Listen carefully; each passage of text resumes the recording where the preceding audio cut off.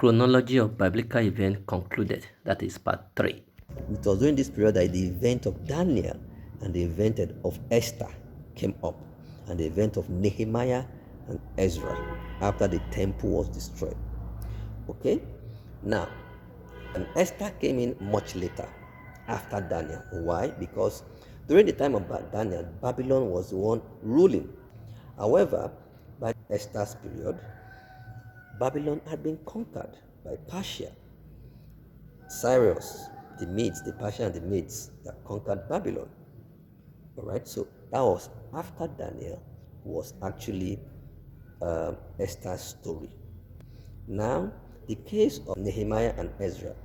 Ezra came first because he went to build the temple, but the walls of Jerusalem were destroyed. After some years, Nehemiah now came to build the walls of the temple. Now, our Pentecostal and Evangelical Bible doesn't have the Tobias, the sons of Maccabee, Judith, and etc., etc.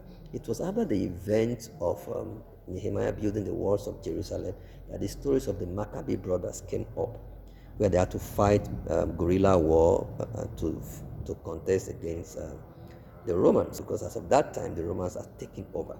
Romans that were in power until the time of Jesus.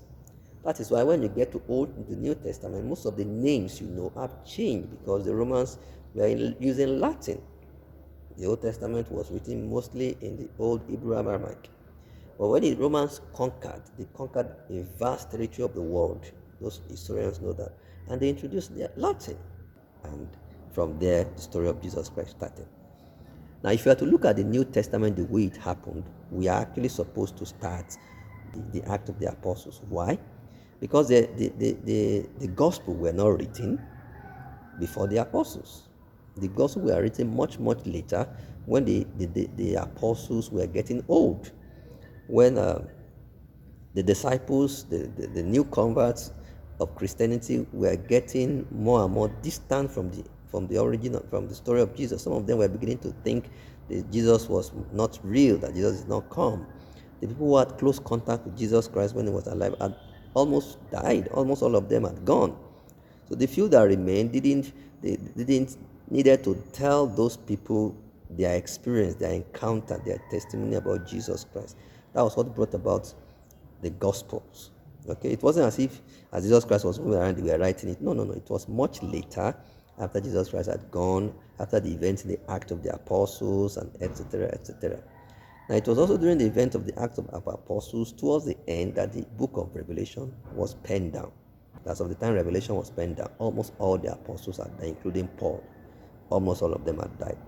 Now, the epistles were actually letters written by the name that they carried, the name of the apostle, 1 Peter, 2 Peter. Most of the epistles were written by Paul to the churches he had founded and pastored, just to address topical issues in those churches. That's why when some people are quoting the epistle, sometimes they misquote it, because Apostle Paul wrote his epistle to address certain issues in the churches, specific churches he wrote to. The same thing Peter, to address certain issues to certain churches. Now, these are the events, the sequential events in the Bible, how it happened one after the other historically. All right? Go take your Bible and go through them again. Have a lovely day.